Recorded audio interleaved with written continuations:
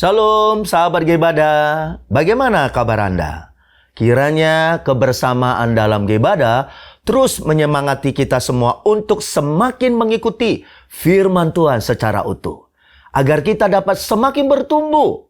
Di hari ke-142 dari Gebada ini, firman hari ini adalah firman 1 Tawari dari pasal 8 sampai pasal 10.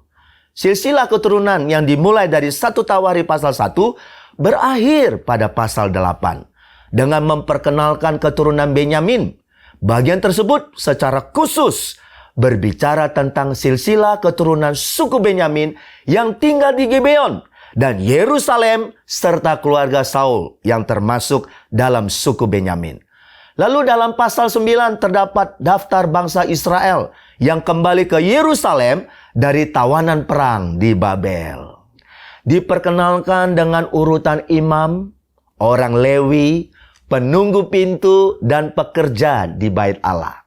Mereka akan hidup sebagai komunitas ibadah di Yerusalem dengan berpusat pada imam dan orang Lewi. Orang Israel kembali ke kehidupan yang berpusat pada ibadah sekitar 150 tahun setelah mereka ditawan. Saya harap bacaan hari ini akan menjadi penyemangat bagi Anda semua yang bersama Gebada. Setelah tantangan atau kendala apapun yang kita alami, kiranya kita terus dapat kembali berpusat dalam kehidupan di ibadah kita. Ibadah akan memulihkan kita dan komunitas. Dalam 1 Tawari pasal 10 dicatat tentang Saul, raja pertama Israel. Jika kita melihat dalam kitab 1 Samuel, keseluruhan cerita adalah tentang Saul. Sedangkan di Tawari, Saul bukanlah apa-apa. Tidak ada satupun cerita yang bagus di dalamnya tentang Saul. Yang ada hanyalah cerita bahwa ia tewas dalam perang dan alasan dia meninggal adalah karena keberdosaannya terhadap Tuhan. Itu menunjukkan mengapa jabatan Raja Saul berpindah ke tangan Daud. Dalam konteks seperti ini, 1 Tawari menekankan pentingnya ibadah dengan sepenuh hati kepada Tuhan. Karena jelas bahwa kegagalan Israel pada mulanya disebabkan oleh kehidupan yang tanpa Tuhan. Bangsa Israel kehilangan budaya beribadah karena sesatnya suku Lewi. Mereka juga melupakan Tuhan, Raja mereka yang sesungguhnya. Sedangkan raja-raja Israel bersikap sombong, yang pada akhirnya berakibat menyakitkan, yaitu ditangkap sebagai tawanan. Saya berharap kita tidak melupakan identitas kita sebagai anak Tuhan, sebagai orang kudus, dan sebagai umatnya. Sekarang, mari kita membaca dan mendengar pembacaan kitab 1 Tawari dari pasal 8 sampai pasal 10 bersama-sama dalam Gebada.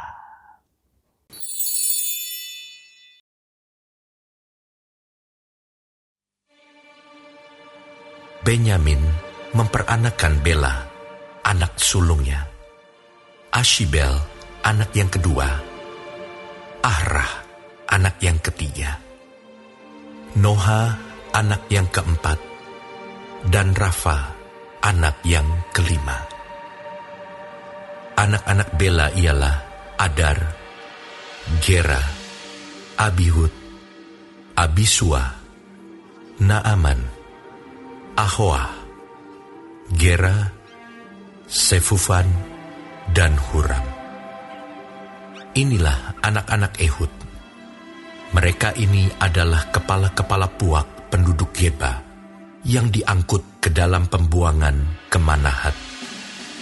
Naaman, Ahia, dan Gera mengangkut mereka ke dalam pembuangan. Dia memperanakan Uza dan Ahihud. Saharaim mendapat anak di daerah Moab sesudah diusirnya Husim dan Baara, istri-istrinya.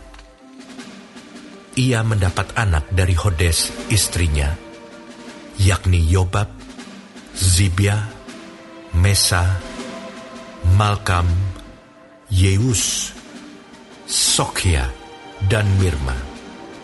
Itulah anak-anaknya, kepala-kepala puak. Sebelum itu dari Husim, ia telah mendapat anak, yakni Abitub dan Elpaal. Anak-anak Elpaal ialah Eber, Misam, dan Semet. Dia ini mendirikan kota Ono dan kota Lot dengan segala anak kotanya. Beria dan Sema adalah kepala-kepala puak penduduk Ayalon. Mereka telah menghalau penduduk Gad. Ahio, Sasak, Yeremot, Zebaja, Arad, Eder, Mikael, Yispa, dan Yoha ialah anak-anak Beria. Zebaja, Mesulam, Hizki, Heber, Yismerai, Yizlia, dan Yobab ialah anak-anak Elpaal.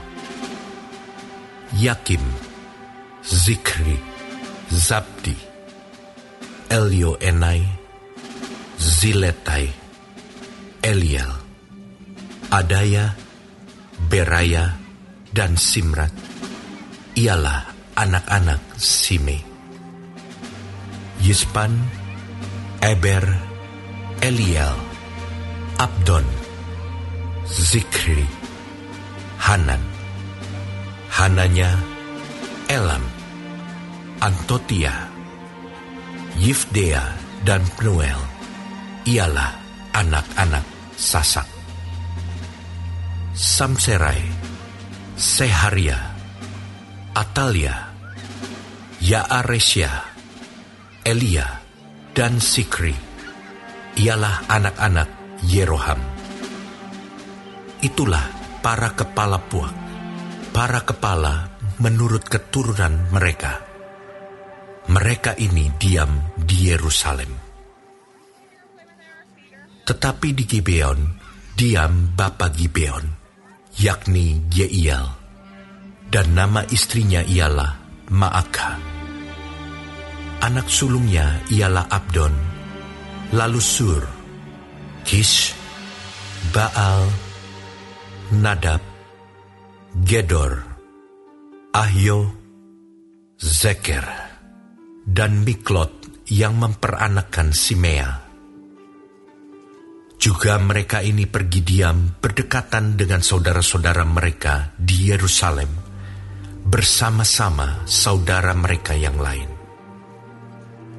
Ner memperanakan Kish, Kish memperanakan Saul, Saul memperanakan Yonatan, Malkisua, Abinadab, dan Eshibaal. Anak Yonatan ialah Meribaal, dan Meribaal memperanakan Mika. Anak Mika ialah Piton, Melech, Tarea, dan Ahas. Ahas memperanakan Yoada. Yoada memperanakan Alemet, Asmawet, dan Simri. Simri memperanakan Moza. Moza memperanakan Bina. Anak orang ini ialah Rava, dan anak orang ini ialah Elasa, dan anak orang ini ialah Azel. Azel mempunyai 6 orang anak, dan inilah nama-nama mereka: Azrikam, Bokhru, Ismael, Searia, Obaja, dan Hanan. Itulah sekaliannya anak-anak Azel. Anak-anak Esek, saudaranya, ialah Ulam, anak sulungnya. Lalu Yeus, anak yang kedua, dan Elifelet, anak yang ketiga. Anak-anak Ulam itu adalah orang-orang berani, pahlawan-pahlawan yang gagah perkasa, pemanah-pemanah. Anak dan cucu mereka banyak, 150 orang. Mereka semuanya itu termasuk Bani Benyamin.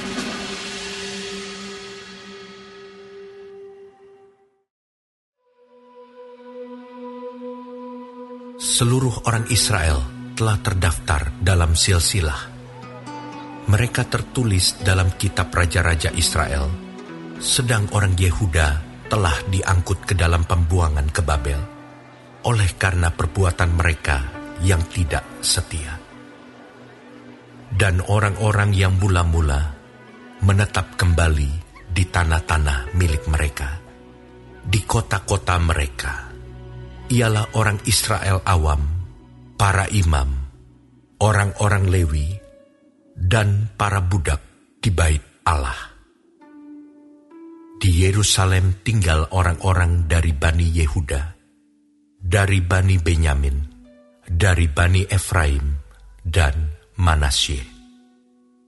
Utai bin Amihud, bin Omri, bin Imri, bin Bani, dari keturunan Peres bin Yehuda.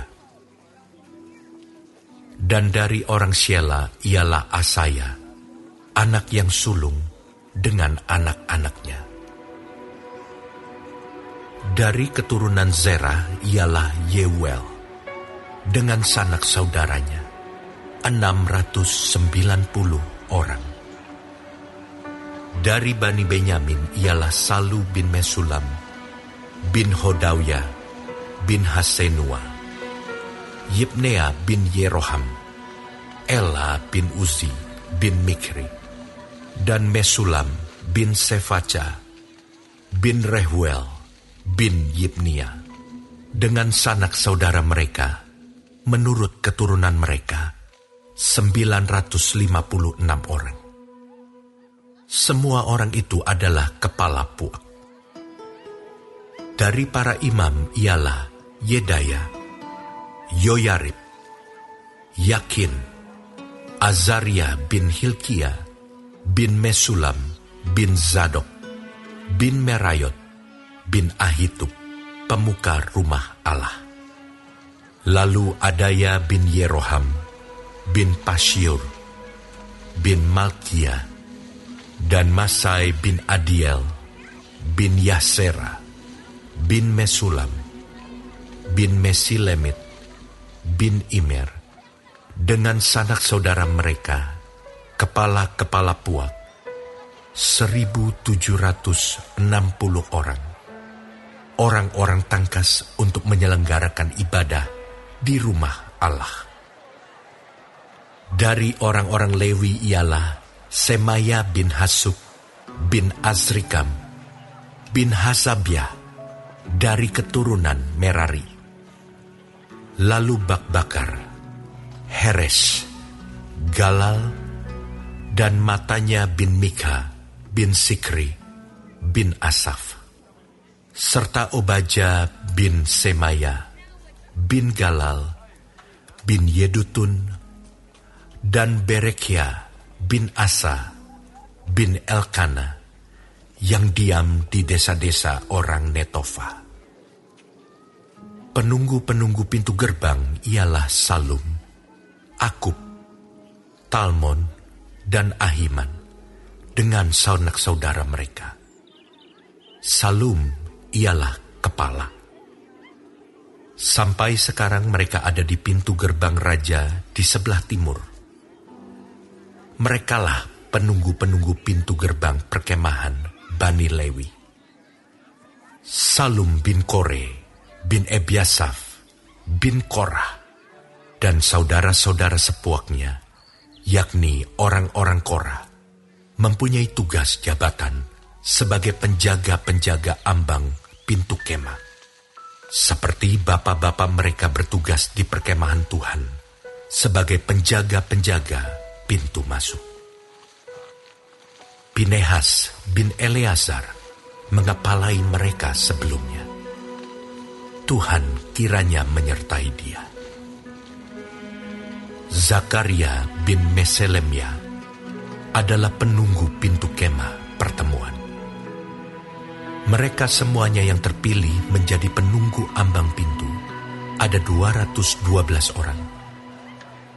Mereka telah terdaftar dalam silsilah di desa-desa mereka. Daud dan Samuel, pelihat itu, mengangkat mereka dalam jabatan itu. Mereka dan anak-anak mereka bertugas menjaga pintu-pintu gerbang rumah Tuhan, yakni bait kemah itu. Ke arah 4 mata angin ditempatkan penunggu-penunggu pintu gerbang itu, yakni ke arah timur, barat, utara, dan selatan. Dan saudara-saudara mereka yang tinggal di desa-desa mereka pada waktu-waktu tertentu harus masuk selama 7 hari untuk bekerja bersama-sama mereka. Sedang 4 kepala penunggu pintu gerbang itu memegang jabatan tetap. Mereka adalah orang Lewi dan mengawasi bilik-bilik serta perbendaharaan rumah Allah. Mereka bermalam di sekitar rumah Allah itu, sebab mereka bertanggung jawab atas penjagaan dan harus membuka pintu setiap pagi.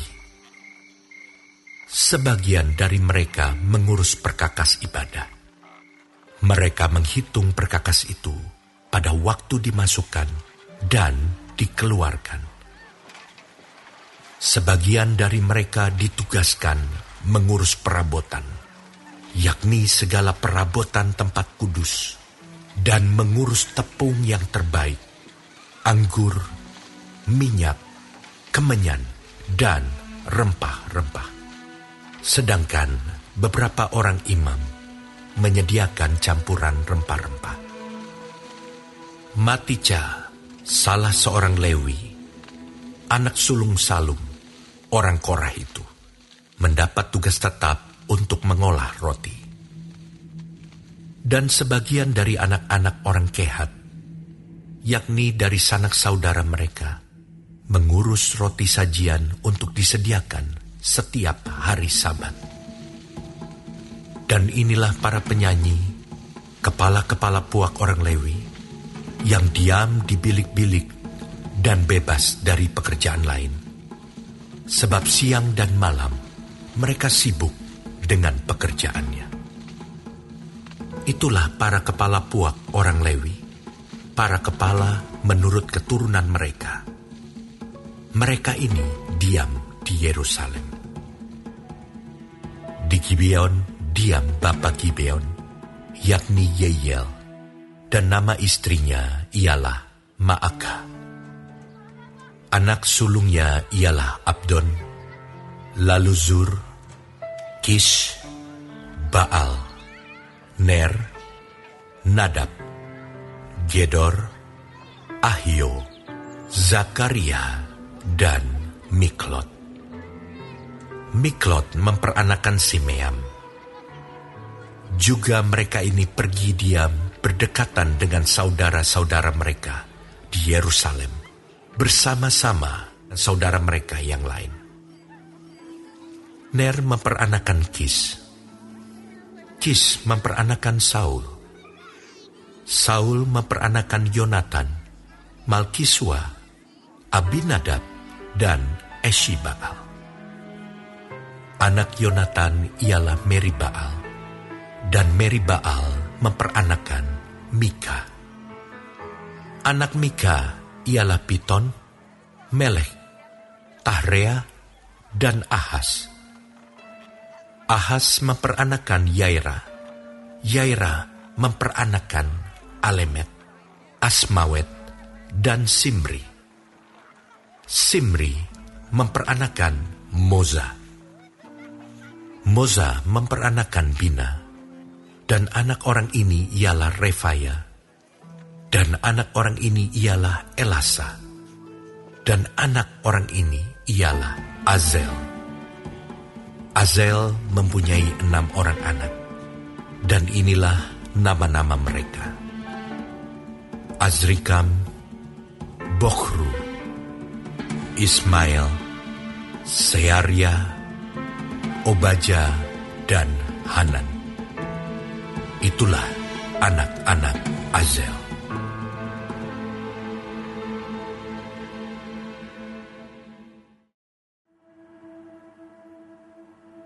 Orang Filistin berperang melawan orang Israel. Orang-orang Israel melarikan diri dari hadapan orang Filistin, dan banyak yang mati terbunuh di pegunungan Gilboa. Orang Filistin terus mengejar Saul dan anak-anaknya, dan menewaskan Yonatan, Abinadab, dan Malkisua, anak-anak Saul. Kemudian makin beratlah pertempuran itu bagi Saul. Para pemanah menjumpainya dan melukainya. Lalu berkatalah Saul kepada pembawa senjatanya, "Uluslah pedangmu dan tikamlah aku, supaya jangan datang orang-orang yang tidak bersunat ini memperlakukan aku sebagai permainan." Tetapi pembawa senjatanya tidak mau, karena ia sangat segan. Kemudian Saul mengambil pedang itu dan menjatuhkan dirinya ke atasnya. Ketika pembawa senjatanya melihat bahwa Saul telah mati, ia pun menjatuhkan dirinya ke atas pedangnya, lalu mati. Jadi Saul, ketiga anaknya, dan segenap keluarganya sama-sama mati. Ketika dilihat seluruh orang Israel yang di lembah, bahwa tentara telah melarikan diri, dan bahwa Saul serta anak-anaknya sudah mati, maka mereka meninggalkan kota-kota mereka, lalu melarikan diri juga. Kemudian datanglah orang Filistin dan menetap di sana. Ketika keesokan harinya, orang Filistin datang merampasi orang-orang yang mati terbunuh itu. Didapati mereka Saul dan anak-anaknya tergelimpang di pegunungan Gilboa. Mereka merampasinya dan mengambil kepala Saul dan senjata-senjatanya, lalu menyuruh orang berkeliling di negeri orang Filistin untuk menyampaikan kabar itu kepada berhala-berhala mereka dan kepada rakyat. Kemudian mereka menaruh senjata-senjata Saul di kuil Allah mereka, tetapi batu kepalanya dipakukan mereka di rumah Dagon. Ketika seluruh Yabes Gilead mendengar tentang segala yang telah dilakukan orang Filistin terhadap Saul, maka bersiaplah segenap orang gagah perkasa, lalu pergi mengambil mayat Saul dan mayat anak-anaknya. Mereka membawanya ke Yabes dan menguburkan tulang-tulang mereka di bawah pohon besar di Yabes. Sesudah itu berpuasalah mereka 7 hari lamanya. Demikianlah Saul mati karena perbuatannya yang tidak setia terhadap Tuhan, oleh karena ia tidak berpegang pada firman Tuhan, dan juga karena ia telah meminta petunjuk dari arwah dan tidak meminta petunjuk Tuhan. Sebab itu Tuhan membunuh dia dan menyerahkan jabatan raja itu kepada Daud bin Isai.